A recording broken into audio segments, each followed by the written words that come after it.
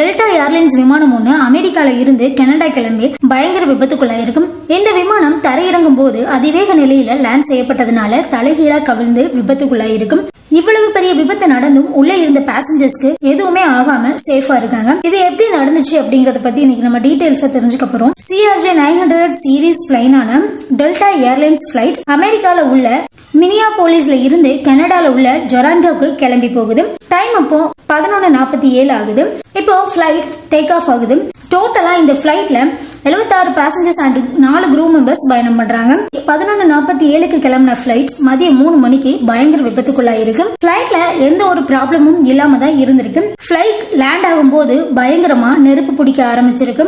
டொராண்டோவுல எப்பவுமே பனி அதிகமா சூழ்ந்திருக்கும். அன்றைய தினமும் பனி அதிகமா தான் இருந்திருக்கு. பிளைட் லேண்ட் ஆகுற அந்த சமயத்துல நெருப்பு பிடிச்சு தலைகீழா விழுந்த நிலையில யாருக்கும் எதுவுமே ஆகாம சேஃபா இருந்திருக்காங்க. இதுல 17 பேருக்கு மட்டும் காயம் ஏற்பட்டிருக்கு. ரன்வேல லேண்ட் ஆன பிளைட் சில நிமிடங்கள்லயே நெருப்பு அணைக்கப்பட்டு பெருசா ஏற்பட இருந்த பெரிய விபத்து தவிர்க்கப்பட்டிருக்கு. தொடர்ந்து அமெரிக்காவில ஏற்பட்ட விபத்து மாதிரி இந்த விபத்தும் ஏற்பட்டிருக்கு.